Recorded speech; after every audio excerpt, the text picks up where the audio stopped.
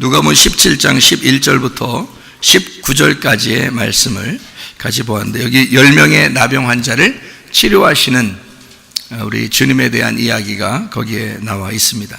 나병 환자 10명이 깨끗함을 받았다, 그런 말씀인데요. 10명이 깨끗함을 받았으니까 몇 말씀이에요? 10말씀입니다. 10명이 깨끗함을 받았으니까 10말씀, 깨끗한 10말씀 이렇게 되는 거죠. 깨끗한 10말씀이니까 딱 정해진 깨끗한 10말씀이죠. 왜냐하면 10명이니까 완전하다는 얘기예요. 손가락 다 펴보시면 몇 개예요? 손가락이 다 10개입니다. 그러니까 완전하다는 얘기고요. 발가락도 10개고요. 하나님이 그렇게 만드신 이유가 있겠죠. 그게 10말씀을 생각하라는 말입니다. 그러니까 10말씀, 완전한 10개.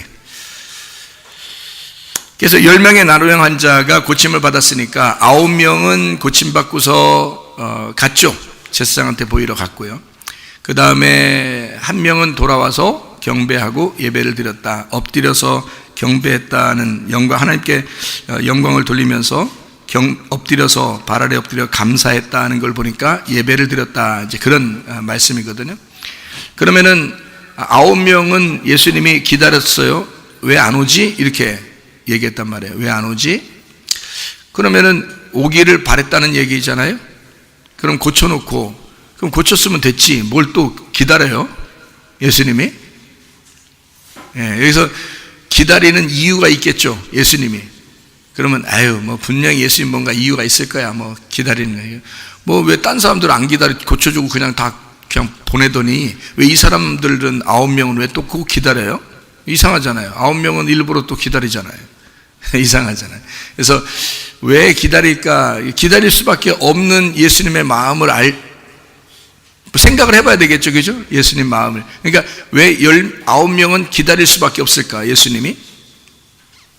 그런 생각을 해보면, 9이라고 하는 거는 걔들이 돌아갔을 때 별 의미가 없구나 라는 걸 알 수 있겠죠. 무슨 말이냐면 9명은 고침받고 돌아갔는데 별로 의미가 없어요. 예수님은 1명이 돌아오니까 굉장히 거기에다가 의미를 부여했어요. 그래서 그 사람에게 뭐라고 그러냐면, 야, 9명 좀 어디 갔냐? 그렇게 물어본 거잖아요. 9명이 왔으면. 근데 그 9명은 듣지도 못했어요, 그런 말들을. 예수님이 얼마나 안 온 것에 대해서 서운하게 생각하는지도 몰라요. 그 9명은 전혀 모르고 그냥 사는 거예요. 1명만 이제 들은 거예요. 1명만. 9명이 참 왔으면 좋았을 텐데 걔들은 안 와가지고 나만 이렇게 칭찬받는구나, 이런 이제 생각을 하게 됐을지도 모르죠. 1명이 돌아왔을 때 예수님이 그 사람에게 뭘 줬어요? 구원을 줬습니다. 구원. 그러니까 9명이 안 돌아오니까 구원을 주나요? 진짜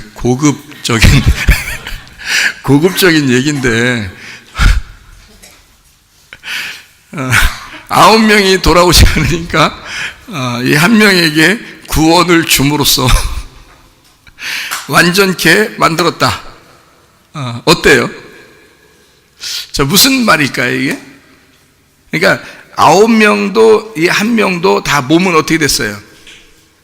치료를 받았죠. 다 몸은 다 치료를 받았어요. 근데 9명은 안 돌아왔고 1명은 돌아와서 그 몸에 치료받은 것을 너무 하나님 앞에 감사를 했단 말이에요. 예수님에게 감사했어요. 그 예배 드린 거예요. 와서 예배를 드렸더니 예수님이, 야, 너 예배 드리는 걸 보니까 너는 참 싹수가 됐다. 응? 너에게 구원을 줘야 되겠다. 그러면 여러분, 우리는 이제 여러분이 다 싹수 있으면 좋겠는데, 여러분이 만약에 싹수 없는 사람이라면 어떡할까요? 그럼 싹수 있는 사람들만 구원받겠네? 싹수 없는 사람은 구원 못 받겠네, 그럼 여러분도 와서는 정말 엎드려서 이렇게 싹수 있게 행동을 하면 예수님께서 구원해 주시겠죠? 네? 어때요? 왜 이렇게 해서 이 사람한테만 구원을 주시고, 너 착하니까 내가 구원 줄게, 너 와서 나한테 예배 드렸으니까 구원 줄게, 이런 얘기예요? 이상하죠, 그죠? 이 부분의 어떤 특이한 사건인데요. 마태, 마가, 누가, 요한에서 10명의 나병 환자가 고침받은 것은 여기밖에 안 나옵니다. 이 누가복음 17장에 나오는 것밖에 안 나와요. 그러니까 이거는 특이한 사건인데요. 10명의 나병 환자가 고침을 받고, 나병 환자는 어떻게 뭐를 상징한다 그랬어요? 성경에서 나병 환자 그러면 뭐를 말하는 거죠? 나병, 이게 죄인을 말하는 겁니다. 독특하게 죄인을 전형적으로 나타낼 때 나병이라고 그래요. 그러니까 나병은 속에서 3년, 겉으로 3년이라고 그랬죠. 그러니까 속에서 3년, 겉으로 3년이니까 벌써 겉으로 나병이 드러났다는 얘기는 이제 사람들에게 발각이 되고 그 다음에 죄가 발각돼서 쫓겨나게 되는 거거든요. 그러면 속에 벌써 몇 년이 있었다는 거야. 병이 3년 동안 이미 안에서 있었다는 얘기예요. 그러니까 속에 있는 죄와 겉에 있는 죄가 드러났다. 그러니까 속에 있는 죄는 안 보이는데 겉으로 죄가 드러남으로써 속에 죄가 있다는 사실을 알게 되었다는 얘기예요. 한마디로 말하면 죄의 열매가 죄의 나무에서 열렸다는 얘기입니다. 처음에 나무만 볼 때는 배나무인지 뭐 사과나무인지 뭔지 이렇게 멀리서 보면 잘 모르잖아요. 근데 거기에 뭐가 열리는 걸 보면 알아요? 사과가 열리는지 배가 열리는지를 보면 알아요. 그죠? 복숭아가 열리는지 배가 열리는지 사과가 열리는지 그 열매를 보면 알겠죠? 그 열매는 나무 하나에 열매가 보통 한 개가 열리나요? 나무 하나에 보통 열매가 하나. 야, 오늘 정말 이번 연도에는 특별하게 사과 하나 열렸다, 저 나무에. 이렇게 특별하게 배 하나가 열렸다, 복숭아가 하나 열렸다, 이런 데가 없더라고요. 그죠? 나무 보통 하나를 보면 여러 개가 열려요. 그죠? 그리고 이렇게 그 열매, 그러니까 사과가 열리는 걸 보면서 저 사과나무구나라는 걸 알게 되고, 배가 열리는 걸 보고 배나무, 복숭아가 열리는 걸 보고 복숭아나무라고 한단 말이에요. 그러면 그 나무가 어떤 나무냐에 따라서 열매가 맺히는 거죠. 어느 시간이 되면 이게 열린단 말이에요. 그죠? 그냥 오늘 심었더니 오늘 열매 맺고 이러지는 않잖아요. 그죠? 한참 시간이 지나고 그 시간이 지나면 열매가 나오기 시작한단 말이에요. 희한하죠, 그죠? 죄의 나무도 마찬가지예요. 죄의 나무가 이렇게 있으면요, 그게 죄라고 한다면 반드시 죄의 열매는 맺히게 되어 있습니다. 그래서 죄의 열매를 맺히는 것을 성경에서 뭐라면 범죄라 그래요. 범죄. 그러니까 원래 죄의 나무는 범죄의 나무가 아니라, 물론 그렇게 얘기할 수도 있죠. 범죄가 열리는 그런 나무다. 그러니까 죄의 나무다 그래요. 우리가 죄의 나무다. 그러면 거기서 범죄가 열리는 거예요. 열매가 열리는 거라. 그러면 원래 이게 열매가 열리기 전까지는 저게 범죄의 나무인지를 몰랐죠. 그러니까 죄의 나무라고 하는 것이 그냥 나무였었는데 어느 날 시간이 지나니까 범죄가 열리더라는 거지. 그렇죠? 그러면 여러분 자신들은 어떤 사람 같았어요? 원래 죄인이죠. 죄인인데 가만히 두면 뭐가 열려요? 죄가 열린단 말이에요. 이게 나병이 똑같아요. 그래서 속에 나병 환자가 되잖아요. 속에서 나병 환자 어느 정도 시간이 지나야, 한 3년 정도 시간이 지나면 그때부터 나병이 막 꽃처럼 피게 돼서 밖으로 나오기 시작하는 겁니다. 그러니까 이게 범죄하는 거죠. 이제 죄를 범하는 것을 보여지는, 감출 수 없는, 저 사람이 죄를 저렇게 짓는 걸 보니까 저건 죄인이구나 라는 것이 감출 수 없게 된다는 얘기예요. 그러니까 속에서 죄인이기 때문에, 죄의 나무를 가지고 있기 때문에 죄의 열매가 맺혀진다는 얘기예요. 그러니까 우리가 죄인이었을 때에 하나님께서 우리를 사랑하셔서 자기 아들을 보내서 우리를 대신에 죽게 하셨다. 그게 하나님 아버지의 사랑이라, 이렇게 말을 하죠. 로마서 5장 8절에.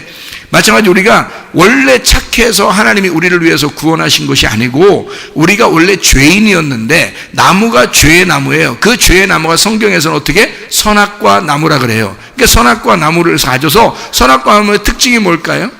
여러분이 죄를 가지고 있다는 것을 어떻게 알 수 있어요? 이상한, 나는 살인도 안 하고 도둑질도 안 하고 욕심도 안 부리는 것 같은데 나는 죄인이야? 그럼 내가 뭐 나 죄인 아니야. 예수님께 회개했기 때문에 난 죄인 아니야. 근데 가만히 두면 또 죄가 스물스물 올라온단 말이죠. 왜 이게 죄가 스물스물 올라올까? 그 선악과를 먹었다는 사실을 내가 인식하고 날마다 그 선악과에 대해서 내가 회개하는 마음을 가져야 된다는 건데요.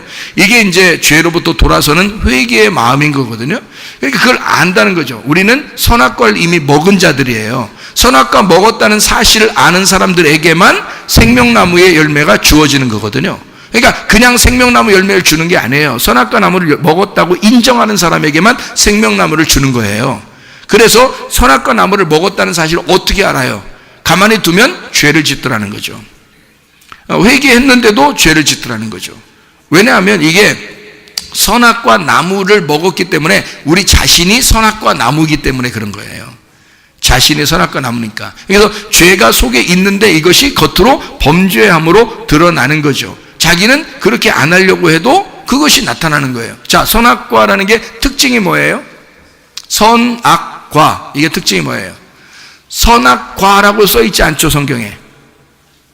선악과라고 써있지 않아요. 선악을 알게 하는 지식의 나무라 그렇게 되어 있죠. 그러니까 선악을 알게 하는 지식의 나무예요. 그게 정확한 번역입니다. 선악을 알게 하는 지식의 나무, 이게 선악과예요. 그러면 선악을 알게 하는 지식의 나무니까 여러분이 와가지고는 선과 악을 어떻게 분명히 구분하겠어요, 안 하겠어요? 하죠. 선악을 구분합니다. 자, 부부가 결혼을 했어요. 둘이 결혼할 때는 정신없이 눈 감고 결혼해버렸잖아요. 사랑한다고 생각해서. 결혼하고서 두 눈을 부릅뜨고 보니까 뭔가 좀 남편이 부족한 게 있어요, 없어요? 있어요. 자, 아내가 부족한 게 좀 생겨나요, 안 생겨나요? 생겨나요. 자, 그걸 어떤 눈으로 보기 시작한 거예요? 선악의 눈으로 보기 시작한 겁니다. 처음에는 좋았는데 정신없어서 그냥 몰랐는데 1, 2년 지나고 3, 4년 지나니까 이제 점점 눈이 떠지는 거예요. 그래서 눈이 떠져가지고 부족한 점이 보여. 기분 나쁜 점도 보이고, 그렇죠? 그러니까 사람들이, 결혼한 사람들이 다 미리 먼저 결혼한 사람들이 결혼할 사람들을 보고 다 뭐라 그래요? 너도 결혼해봐라.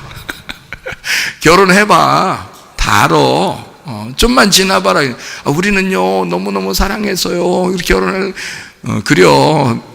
좀만 지나봐. 다 알게 돼. 다 그놈이 그놈이고 그 여자가 그 여자요. 다 알게 돼. 이제 그거를 결혼해 본 사람은 다 아는데 결혼 안 해본 사람은 그게 안 보여 아직. 그게 뭔지 구분이 안 돼. 근데 결혼할 때가 뭐냐면 선악과 먹는 날이에요. 결혼하면서 딱 알게 되는 거야. 그때부터 이제 점점 그 달콤했는데 나중에 점점 이것이 무엇인지를 알게 되는데요. 선과 악을 알게 하는 지식의 나무를 딱 먹게 되는 순간 뭐가 되냐면 사람이 어디에다 던져지느냐? 경쟁사회에 던져집니다. 그리고 비교하는 의식에 던져지는 거예요. 그래서 선악과를 먹었다는 사실을 여러분이 겉으로는 몰라요. 도둑질도 안 하고 살인도 안 하고 간음도 안 하니까 모르는데 속에는 뭐가 있느냐? 비교의식이 반드시 있습니다. 비교의식이죠? 경쟁의식이 반드시 있습니다. 자, 경쟁에서 지고 싶어요? 이기고 싶어요? 네. 남편하고 아내하고 둘이 사랑해서 결혼했는데 지고 싶어요? 이기고 싶어요? 이상하죠? 왜 이기고 싶죠? 왜 남편이 아내가 결혼했는데 사랑스러워서 결혼했는데 왜 이기고 싶을까? 자기가? 지면 안 되나? 자, 탁구를 쳤어요. 축구를 했습니다. 막 골인을 넣으면 와 좋아합니다. 자, 골인을 먹은 사람들은 와 막 이럽니다. 골을 넣은 사람들은 와 그럼 왜 그래요? 그 관중들도 두 파가 나누어져서 골인을 넣은 파는 와 그러고요. 골인을 들어간 편은 와 막 이래요. 그게 왜 그렇게 될까요? 자기가 꼭 골 먹은 것 같은 거예요. 그죠? 골 넣은 사람들, 팬들은 자기가 골을 넣은 것 같은 거예요. 왜? 자기가 그쪽 편이 됐다는 거죠. 그죠? 이쪽은 이쪽 편이 됐다는 거예요. 자, 자기도 모르게 의식적으로 이거를 편을 나눈 거죠. 자, 골인을 상대편이 팍 넣었어요. 그래서 우리가 골을 탁 먹었어요. 와! 이런 사람이 있어요, 없어요? 그러면 자기 혼자 와! 이러고 옆에 사람들이 와! 근데 옆에 사람이 와! 이러고 있으니까 옆에 사람이 다 쳐다봐 안 쳐다보겠어요? 그럼 거기서 맞을 수도 있죠. 근데 사람들이 다 와 하는데 자기는 골을 넣기 때문에 골 넣은 편이니까 골 넣었는데 와 그러는데 이 사람은 와 막 울고 막 이래 봐요. 그래서 이상하게 보겠죠. 그러니까 편을 먹었어요 벌써. 그죠? 골인을 먹었을 때 기분 좋아하는 사람이 몇 명 될까? 이상하죠? 자, 탁구를 쳤어요. 자, 탁구를 칠 때 처음부터 나 져야지 이러면서 치는 사람이 몇 명 되겠어요? 얼마 안 되겠죠, 그죠? 사람들은 다 어떤 의식을 가지고 있어요? 경쟁하는 의식을 가지고 있어요. 경쟁해서 지려고 하는 의식이 아니라 이기려고 하는 의식을 가진 거죠. 그런데 성경 말씀에는 우리 보고 뭐라고 가르치냐면 지는 게 이기는 거야, 이렇게 가르쳐요. 그러니까 우리가 이 세상에 사는 거하고는 완전 반대죠. 하늘나라의 의식은 우리의 이 땅의 생각하고 완전히 반대라고 그랬죠. 그러니까 이 땅에서는 우리가 어떻게 이기는 것이 진짜 이기는 건데 지는 게 하늘나라에서는 이기는 거래요. 그러니까 졌을 때 오히려 기뻐하라는 거죠. 그러면 승리했을 때는 오히려 좀 자중하고 슬퍼하라는 거죠. 그러니까 하늘나라에서 볼 때는 이기는 게 지는 거라는 거예요. 졌을 때 막 기뻐하라는 거예요. 행복해하라는 거예요. 하늘나라의 의식은 완전히 땅의 의식과 반대니까요. 자, 하늘나라에는 그러니까 경쟁이라는 게 있을까 없을까? 없는 거야. 이 땅에는 경쟁이 있어요 없어요? 반드시 있는 거예요. 그러면 이 땅의 경쟁 의식을 가지고 막 살아가는 걸 이걸 뭘 먹었다 그래? 뭘 먹었다 그래? 선악을 알게 하는 지식을 먹었다 그 말이에요. 경쟁을 해서 이기면 착한 사람이고 지면은 나쁜 사람 되는 거야. 이 땅에서는. 비교를 해서 저 사람이 나보다 더 잘났으면 어떻게 해요? 사람들요, 여자들 놀랍습니다. 화장술이 놀랍습니다. 여자들요. before after라는 말 있죠. before after. 화장하기 전과 화장한 후에.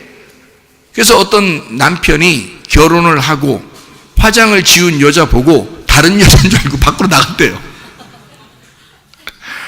다른 사람인 줄 알고 얼마나 놀랬겠어요. 사랑해서 결혼했는데 다른 여자가 누워있는 거예요. 그러니까 너무 놀라서 이 사람 밖으로 나갔답니다. 자기도 모르게 맨발로. 실제로 있었던 사건이에요.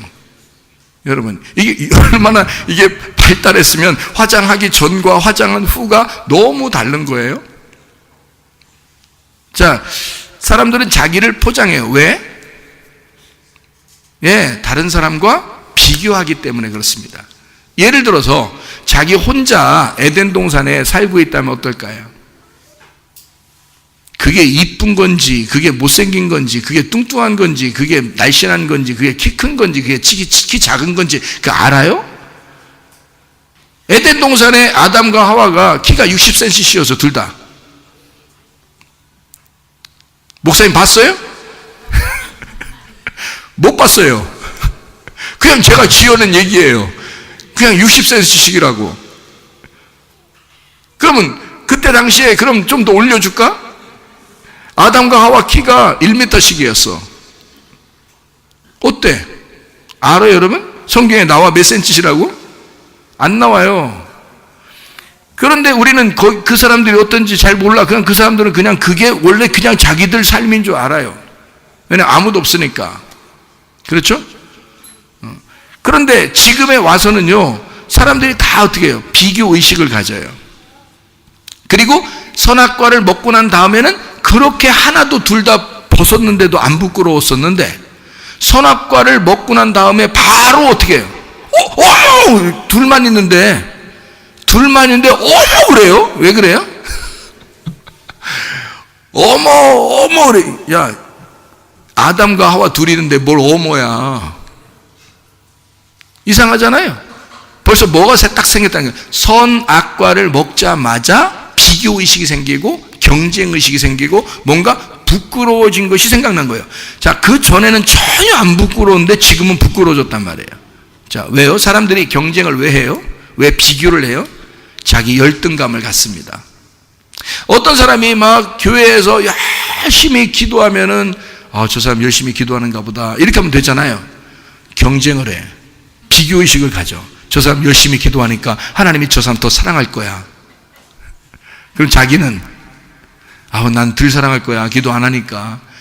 이거 한번 내가 비교해서 나도 하나님 사랑을 받아야지 하면서 열심히 막 자기도 기도해요. 뭐 먹었어서 그래요? 선악과 먹어서 그래요. 여러분, 자녀들이 5명이 낳는데 다섯 명을 자녀들 낳는데 그 5명 자녀가 엄마 아빠한테 잘 보이려고 서로 경쟁을 한다면 엄마 아빠가 어떻게 될까요? 뭐라고 생각할까요? 근데 그 중에서 장애 아이가 있었어. 그럼 얘는 아무리 경쟁해도 형들이나 누나들에게 될 것이 안 돼. 비교가 안 돼. 그러면 엄마 아빠는 그럼 경쟁을 해서 얘들이 경쟁을 해서 엄마 아빠한테 잘 보이려고 막 이렇게 막 그 애쓰는 모습 볼 때 장애 아이를 생각할까 안 할까? 장애 아이를 생각할 거예요. 그죠? 그러면 얘들은 엄청 경쟁하면서 엄마 아빠한테 잘 보이려고 하지만 엄마 아빠의 마음은 다 어디로 가 있어?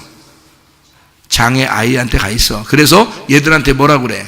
니네들 그렇게 하지 마라 그래. 얘가 속상할까 봐. 니네 그러지 마라 그래. 왜? 하나님은 선악과를 드신 분이 아니니까. 선악으로 자녀를 보는 게 아니니까. 하나님은 생명으로 아이를 보는 거니까, 자녀를. 하나님은 생명으로 우리를 보니까 경쟁을 시키고 싶지가 않아요. 이해가 됩니까? 이 땅에서 여러분은 경쟁해서 자기 자녀가 성적이 좋으면 굉장한 줄 알고 성적이 좀 나쁘면 속상해하고 그런다고요. 자녀가 좀 더 잘생기면 좀 더 막 멋지게 생각되고요. 좀 자녀가 멋지지 못하면 다른 사람에게 비교해서 자기가 주눅이 들어요. 장애 아이를 가진 부모는 더 힘이 들어요. 왜냐하면 자기가 내세울 게 없는 거야. 자기 자신이 자녀 같은 거야. 그래서 자기 자녀가 자기 같으니까 내세울 게 없는 거예요. 자, 만약에 아담과 하와처럼 처음에 에덴 동산에 던져진 우리였다면 그런 비교 의식이 있을까? 없어요. 근데 누구를 보고 비교하는 거예요? 내 자녀들의 친구들을 보고 비교한 거고, 내 수준의 부모들, 자녀를 가진 부모들의 심정, 심리 상태를 보고 그들과 비교한 거죠, 자기가. 그렇죠? 비교하니까 내 자녀를 어떻게든지 끌어올려야 되겠어. 그래서 다른 자녀보다 훨씬 아이가 잘 자라는 것 같고, 성적도 좋고, 머리도 좋고, 공부도 잘하는 것 같고, 똘똘하고 그러면 굉장히 자부심을 느낍니다. 근데 그렇지 못한 아이가 된다면 내 자녀가 막 속상합니다. 자기가 그렇게 된 것처럼 가슴을 치면서 속상해하고 혼자 있을 때 웁니다. 그렇죠? 왜 너는 다른 아이들처럼 못하니? 라고 그러죠. 뭘 잡수셨어? 뭘 잡수셨어요? 선악과 잡수셨어요. 비교한 거야. 교회 와가지고 교회 와서도 또 그런 선악과 잡수신 행동들을 하십니다.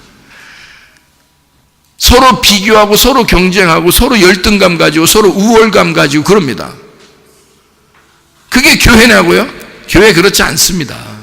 하나님이 그렇게 보겠어요? 우리를? 오히려 어려워하고 힘들어하고 낙담하고 좌절하고 병이 들고 문제가 있는 그런 사람들에게 하나님의 마음은 온통 그 마음이 거기에 가 있어요. 좀 잘하고 그런 사람은 조금 덜 관심 가져도 되니까. 하나님의 마음이 어디에 가장 깊숙하게 가 있을까? 그들 어려워하는 힘든 자들에게 하나님은 더 가까이 가 있다고요, 여러분. 근데 교회 와서 그 사람들을 보면서 막 무시하고 비교하고 경쟁하고 그러면 되겠습니까? 근데 그 사람들은 또 더 잘하는 사람들을 보면서 막 열등감 가지고 더 잘해보려고 하고, 그 노력하는 그 자체가 애쓰는 거야. 그럼 부모가 그렇게 애쓰는 만약에 형들이 막 잘하니까 막내 동생, 장애를 가진 막내 동생이 엄마 아빠한테 형들을 보니까 너무 잘하잖아요. 그러니까 자기도 뭔가 좀 해야 되겠어. 엄마 아빠가 좋아하는 것 같으니까. 그러니까 자기도 뭔가 해봐서 막 일어나지도 못하는 걸 막 일어나면서 어떻게든지 막 기어서 막 몸도 잘 안 움직이지는데 막 이렇게 막 움직이려고 잘해보려고 잘 보이려고 막 했단 말이에요. 엄마 아빠가 어떻게 생각하겠어요? 그 아들을 보면서 울죠. 웁니다. 괜찮아. 너는 가만히 있어도 내가 너를 관심 갖고, 너는 가만히 있어도 내가 널 사랑해. 이렇게 애쓰지 않아도 돼. 애쓰지 마. 나는 너를 그냥 사랑하고 싶어서 태어나게 했어. 지우지 않고 너를 사랑하고 싶어서. 그냥 네가 이렇게 아프다는 거 알고 내가 그냥 너 난 거야. 너는 내가 끝까지 사랑해 주려고. 여러분과 제가 모두 다 장애인입니다. 하나님이 보실 때는 다 죄인이에요. 선악과를 먹어버린 다 죄인이라고요. 근데 그 죄인들이 서로 경쟁을 해. 서로 비교를 의식을 가져. 누구는 조금 더 잘한다고 막 우월감을 가져. 누구는 조금 더 못한다고 열등감을 가져. 하나님 아버지가 볼 때는 애쓴다. 너 너무 애쓰지 마. 나는 너를 그냥 사랑할 거야. 그냥 너를 사랑하고 싶어서 낳은 거야. 너 죄인이잖아. 너 장애를 가졌잖아. 너 애쓰지 마. 내가 다 도와주는 거, 내가 다 도와줘야 되는 거 나도 잘 알아. 내가 다 도와주려고 널 낳은 거야. 자, 하나님의 마음하고 얼마나 다르냔 말이에요. 사람들의 생각하고. 하나님은 생명으로 우리를 보는 거고요. 사람들은 하나님을 대할 때 선악으로 보는 거예요. 하나님, 내가 이렇게 하면 좋아할 것 같고 이렇게 안 하면 싫어할 것 같고 경쟁하는 겁니다. 저 사람은 하나님이 좋아할 것 같고 나는 싫어할 것 같고 열등감을 느낍니다. 저 사람과 나를 비교해 볼 때 난 아무것도 아닌 것 같고. 하나님이 그런 하나님이시겠냐고요. 왜 하나님을 그런 식으로 하나님을 전락시키냐고, 하나님을 왜 끌어내리냐고, 하나님을 왜, 하나님의 그 무한한 사랑의 마음을 왜 끌어내리냐고요. 여러분이 하나님 그런 하나님 아닌데, 하나님은 다 사랑하시는 하나님이에요. 그래서 죄 짓지 않았으면 좋겠다 그러고, 너희들 좀 내가 도와줄 테니까 너 죄 안 짓는 것도 네가 스스로는 못해. 그러니까 내가 믿음으로 들어가야 돼. 네 속에 내가 생명으로 들어가야 돼. 내가 너를 많이 사랑해 줄게. 그러면 그 사랑이 들어오면 사랑이 속에서 폭발돼서 그 사랑의 에너지, 그 힘이 너를 일으켜 세울 거야. 그러면 그것이 움직이는 거야. 그러면 하나를 해도, 손가락 하나만 움직여도 너 감사. 하나님 막 울어. 너무 좋아서. 눈만 껌뻑껌뻑 해줘도 하나님이 막 좋아해. 이 아이는 하나님만 집중하니까. 내가 장애를 가진 걸 아니까, 내가 죄인이라는 걸 아니까 하나님만 집중하는 거예요. 하나님 아버지 없으면 못 사는 거예요, 자기는. 근데 여러분은 하나님 없어도 살아가려고 그래요. 하나님 없이도 살아가는 장애를 안 가진 온전한 사람이라고 생각하는 거예요. 그건 이 땅의 얘기죠. 땅의 운명을 가진 자들, 땅에서 살아보려는 자들이잖아요. 근데 하나님은 그렇지 않다. 우리를 보실 때 다 장애를 가진 자들로, 죄인들로 보는 거예요. 그럼에도 불구하고 내가 너를 낳은 것은, 내가 너를 이 땅에 살게 하는 것은 내가 충분히 너를 사랑할 수 있기 때문이다. 그래서 우리가 태어난 것입니다. 부족함에도 불구하고. 그러니까 부족할수록, 연약할수록, 그걸 깨달으면 깨달을수록 하나님의 사랑을 받는 거예요. 그 하나님의 사랑 받는 걸 알게 되는 거예요. 그러니까 우리는 비교 의식에서 벗어나라 이 말이에요. 왜 학생들 보고 비교하라고 그러고 왜 학생들 보고 경쟁하라고 하느냐 이거야. 왜 청년들 보고, 왜 직장인들 보고 경쟁하라고 그러느냐. 그건 세상에서 하는 이야기예요. 하나님이 하는 이야기는 아니라는 거죠. 왜 하나님이 꼭 그렇게 원하는 것처럼 얘기하느냐 이거야. 그래서 성공하면 굉장히 좋아하고, 돈 많이 벌면 굉장히 좋아하고, 공부를 잘하면 굉장히 좋아하고, 자기를 어떻게든 꾸며서 사람들이 예쁘다 그러면 굉장히 좋아하고. 하나님의 사랑이 있으면 되는데, 그리고 자기를 사랑해 주는 사람이 있으면 되는 거예요. 적어도 가족들은 사랑하잖아. 그죠? 적어도 남편은 사랑해 주잖아요. 적어도 아내는 사랑해 주잖아요.